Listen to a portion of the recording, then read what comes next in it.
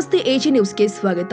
2025-26ನೇ ಸಾಲಿನ ಮುಂಗಾರು ಹಂಗಾಮಿನ ಸೋಯಾಬೀನ್ ಬೆಳೆ ವಿಮೆ ಲೆಕ್ಕಾಚಾರದಲ್ಲಿ ಸರ್ಕಾರದ ನಿಯಮಗಳನ್ನು ಪಾಲಿಸದೆ ಸಾವಿರಾರು ರೈತರಿಗೆ ವಿಮೆ ಹಣ ಸಿಗದಂತೆ ಮಾಡಲಾಗಿದೆ ಎಂದು ಜಿಲ್ಲಾ ಪಂಚಾಯಿತಿ ಮಾಜಿ ಸದಸ್ಯ ಶಶಿಧರ್ ಹೊನ್ನಣ್ಣನವರು ಆರೋಪಿಸಿದ್ದಾರೆ.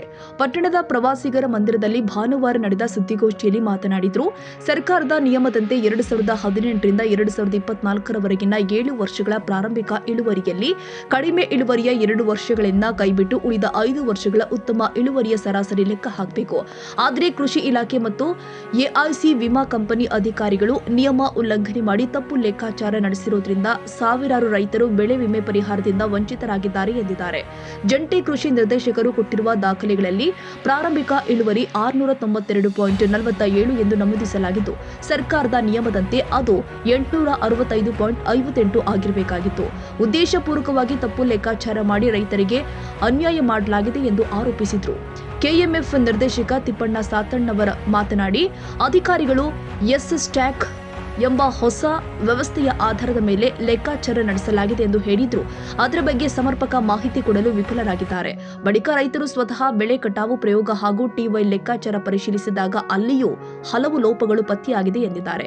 ಈ ಕುರಿತು ಸಂಬಂಧಿತ ದಾಖಲೆಗಳನ್ನು ಜಿಲ್ಲಾಧಿಕಾರಿಗಳಿಗೆ ಸಲ್ಲಿಸಲಾಗಿದೆ. ಸರ್ಕಾರದ ಮಟ್ಟದಿಂದ ಸೂಚನೆ ಬಂದ ನಂತರವೂ ತಿದ್ದುಪಡಿ ದಾಖಲೆಗಳಲ್ಲಿ ತಪ್ಪುಗಳು ಮುಂದುವರೆದಿದ್ದು, ಇದರಿಂದ ರೈತರಿಗೆ ದೊಡ್ಡ ಅನ್ಯಾಯವಾಗಿದೆ ಎಂದು ಆರೋಪಿಸಿದರು. ಬೆಳೆ ವಿಮೆ ಲೆಕ್ಕಾಚಾರವನ್ನ ತಕ್ಷಣ ಸರಿಪಡಿಸಿ ರೈತರಿಗೆ ಬಾಕಿ ಇರುವ ವಿಮೆ ಹಣವನ್ನ ಬಿಡುಗಡೆ ಮಾಡಬೇಕು. ತಪ್ಪಿತಸ್ಥ ಅಧಿಕಾರಿಗಳ ವಿರುದ್ಧ ಕ್ರಮ ಕೈಗೊಳ್ಳದಿದ್ರೆ ಹಂತ ಹಂತವಾಗಿ ಉಗ್ರ ಹೋರಾಟ ಮಾಡಲಾಗುತ್ತೆ ಎಂದು ರೈತ ಮುಖಂಡರು ಎಚ್ಚರಿಕೆ ಕೊಟ್ಟಿದ್ದಾರೆ. ತಪ್ಪು ಮಾಹಿತಿ ಕೊಟ್ಟಿರುವ ಜಂಟಿ ಕೃಷಿ ನಿರ್ದೇಶಕರು ಹಾಗೂ ಸಂಬಂಧಿತ ಅಧಿಕಾರಿಯನ್ನ ಅಮಾನತುಗೊಳಿಸಬೇಕು ಅಂತ ಅವರು ಒತ್ತಾಯಿಸಿದರು. ಇಡೀ ರಾಜ್ಯದ ಮಿಸ್ಟೇಕ್ ಮಾಹಿತಿ ಕೊಟ್ಟು ಅದರ ಕೇವಲ ಒಂದು ಹಾವೇರಿ ಜಿಲ್ಲೆಯಲ್ಲಿ ಎಲ್ಲಿರೋ ಒಂದು ಮಾಹಿತಿ ಕೊಟ್ಟರು. ಹಾವೇರಿ ಇದು ಹಾವೇರಿ ಮಿಸ್ಟೇಕ್ ಮಾಹಿತಿ ಕೊಡ್ತಾರೆ. ಈ ರೀತಿ ರೈತರಿಗೆ ಅಗೌರವ ತೋರಿಸೋದ್ರ ಜೊತೆಗೆ ರೈತರಿಗೆ ಸಂಪೂರ್ಣವಾಗಿರ್ತಕ್ಕಂಥ ಅನ್ಯಾಯವನ್ನು ಮಾಡಿರ್ತಕ್ಕಂಥ ಕೃಷಿ ಇಲಾಖೆ, ವಿಮಾ ಕಂಪನಿ ಜೊತೆಗೆ ಕಂದಾಯ ಇಲಾಖೆ, ಈ 3 ಇಲಾಖೆ ಅಧಿಕಾರಿಗಳು ನಮ್ಮ ತಾಲೂಕಿಗೆ ಬರ್ತಕ್ಕಂಥ ಏನು ಬೆಳೆ ಮೇಲೆ ಈ ರೀತಿ ವ್ಯತ್ಯಾಸಗಳನ್ನು ಮಾಡಿ ಸಂಪೂರ್ಣವಾಗಿ 3 ಇಲಾಖೆ ಕೃಷಿ, ಕಂದಾಯ ಮತ್ತು ಸಾಂಘಿಕ ಇಲಾಖೆ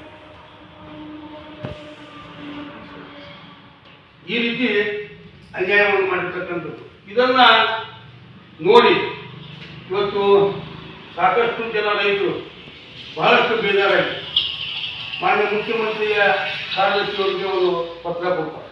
ಬೆಂಗಳೂರಿಗೆ ಹೋಗಿ ಅದನ್ನ ಸಹಿತ ಒಂದು ಕೈ ಕೊಟ್ಟಾರೆ. ಮುಖ್ಯಮಂತ್ರಿಯ ಸೆಕ್ರೆಟರಿವರೆಗೂ, ಆಮೇಲೆ ಕಾರ್ಯದರ್ಶಿ ಶಾಂತಿ ರಜನೀಶ್ ಮೇಡಮ್ ಅವ್ರಿಗೆ ಕೊಡ್ತಾರೆ. ಅಲ್ಲಿಂದ ಫೋನ್ ಮಾಡಿದಾಗ ಅವಾಗ ಕೆಲವೊಂದಿಷ್ಟು ಮಾಹಿತಿಗಳನ್ನು ಕೊಡ್ತಾರೆ. ಇಷ್ಟೆಲ್ಲ ತಪ್ಪುಗಳು ನಡೆದರೂ ಸಹಿತ ಬೇನಾಮಿಯಾಗಿ ಇವತ್ತು ರೈತರಿಗೆ ಬರ್ತಕ್ಕಂಥ ವಿಮೆಯಲ್ಲಿ ಇವರು ತಾರತಮ್ಯವನ್ನು ಮಾಡಿ ನೋಡಿದರೆ ಬಹಳಷ್ಟು ಖೇದಕರವಾಗಿರ್ತಕ್ಕಂಥ ಸಂಗತಿ. ಇದರ ವಿರುದ್ಧ ಮುಂದಿನ ದಿನಮಾನದಲ್ಲಿ ಇವರು ಸರಿಯಾದ ರೀತಿಯೊಳಗೆ ಕ್ರಮ ಕೈಗೊಂಡು ಆ ರೈತರಿಗೆ ಬರ್ತಕ್ಕಂಥ ಬೆಳೆ ವಿಮೆಯನ್ನು ಸರಿಯಾದ ರೀತಿಯೊಳಗೆ ಕೊಟ್ಟು ಸರಿ 2025 ಮತ್ತು 26ನೇ ಸಾಲಿನಲ್ಲಿ ಒಂದು ವೇಳೆ ಕೊಡದೇ ಹೋದರೆ ನಾವು ಹಂತ ಹಂತವಾಗಿ ಪ್ರತಿಭಟನೆ ಮಾಡಬೇಕಾಗತ್ತೆ. ಯಾಕಂದ್ರೆ ನಮ್ಮ ಲೆಕ್ಕಾಚಾರ ಕರೆಕ್ತೈತಿ. ಎಷ್ಟು ವರ್ಷದ ಬಾಕಿ ಆಯ್ತಾನೆ? ಬಾಕಿ ಇಲ್ಲ. 2025-26 ಶಾರ್ಟ್ ಫಾಲ್ ಸಂಗೀತ ತಪ್ಪು ಮಾಡ್ಯಾರ. ಇವರು ಸಂಪೂರ್ಣ ಲೆಕ್ಕಾಚಾರ ಮಾಡಿದ್ರೆ 5 ವರ್ಷ ಸರಾಸರಿ ಅಂತ ಲೆಕ್ಕಾಚಾರ ಮಾಡಿದ್ರೆ ನಮ್ಮ ರೈತರು ನಾವೆಲ್ಲ ಲೆಕ್ಕಾಚಾರ ಮಾಡಿದ್ರೆ ನಮ್ಮದು ಸರಾಸರಿ 37ರಿಂದ 45% ಬರ್ತೈತೆ ನಮ್ಗೆ. ಆಮೇಲೆ ಎಷ್ಟು ತಾರತಮ್ಯ ಮಾಡ್ಯಾರ ಅಂತಂದ್ರೆ ಇದು ಸಂಪೂರ್ಣವಾಗಿರ್ತಕ್ಕಂಥ ಪ್ರತಿಯೊಂದು ಸಂದರ್ಭದಲ್ಲಿ ಎಷ್ಟು ತಾರತಮ್ಯವನ್ನು ವಿಮಾ ಕಂಪನಿಯವರು ಮಾಡ್ಯಾರ ಅನ್ನೋದನ್ನ ಸಂಪೂರ್ಣವಾಗಿರ್ತಕ್ಕಂಥ ವರದಿಯನ್ನು ತಮ್ಮ ಕೈಯಲ್ಲಿ ಕೊಟ್ಟಿದ್ದಾರೆ. ಯಾವ ರೀತಿ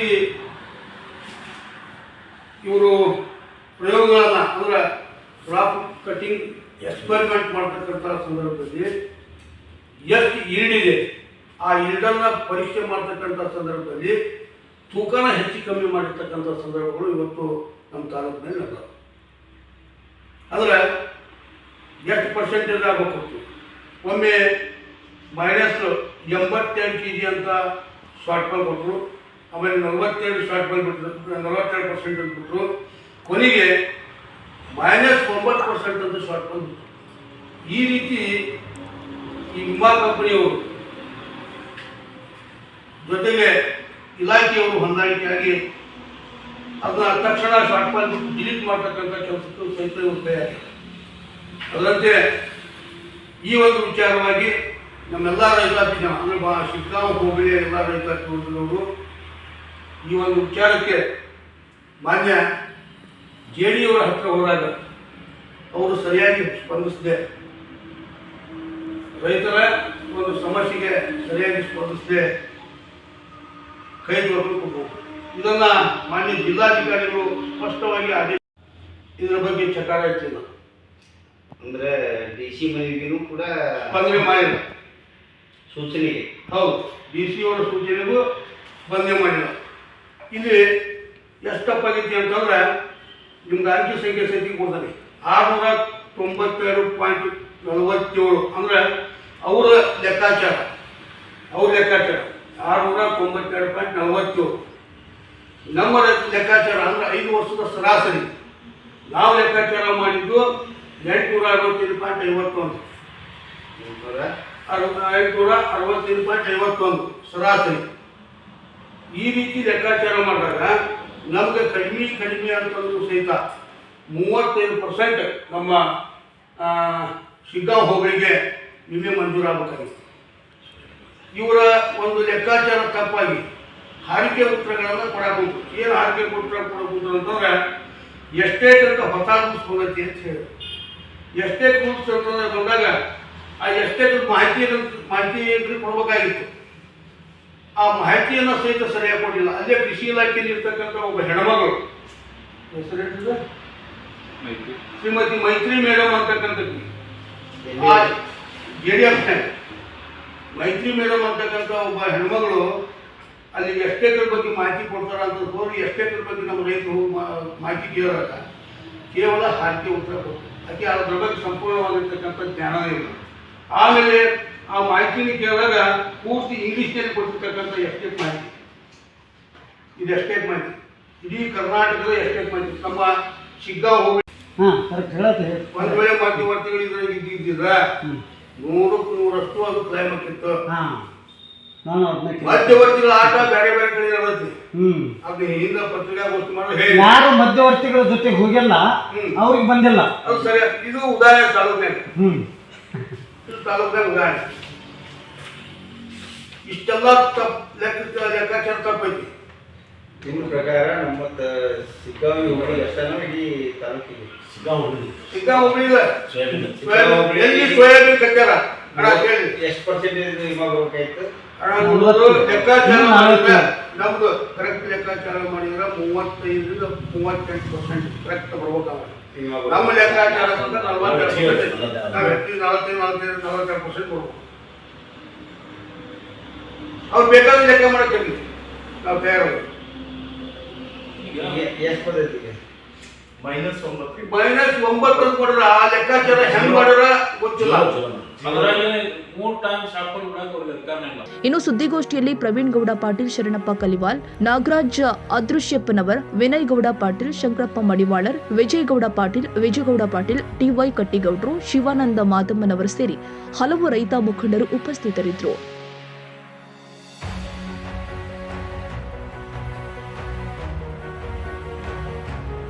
ಕನ್ನಡಿಗರ ಮೆಚ್ಚಿನ ನಿಮ್ಮ AJ 24/7 ನ್ಯೂಸ್ ಕನ್ನಡ ವಾಹಿನಿ ಇದೀಗ ಟಿವಿಯಲ್ಲಿ ಲಭ್ಯ.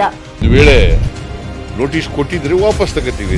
ಇವತ್ತು ವಕ್ಫ್ ಪ್ರಾಪರ್ಟಿ ಅಂತೇಳಿ ಬರ್ತದೆ ಅಂತ ಹೇಳಿದ್ರೆ ರೈತರು ಬೀದಿಗೆ ಬಂದ್ರೆ ಏನ್ ಮಾಡ್ಬೇಕಾಗತ್ತೆ? ಯಾರು ವೋಟ್ ಹಾಕಲಿಲ್ಲ ಅಂದ್ರೆ ಗ್ಯಾರಂಟಿನೆಲ್ಲ ಸ್ಟಾಪ್ ಮಾಡ್ಬಿಡ್ತೀವಿ.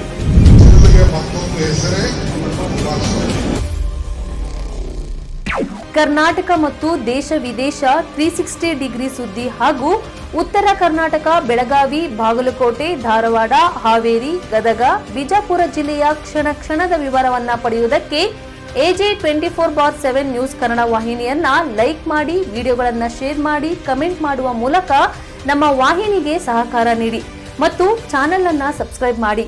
ಧನ್ಯವಾದಗಳು.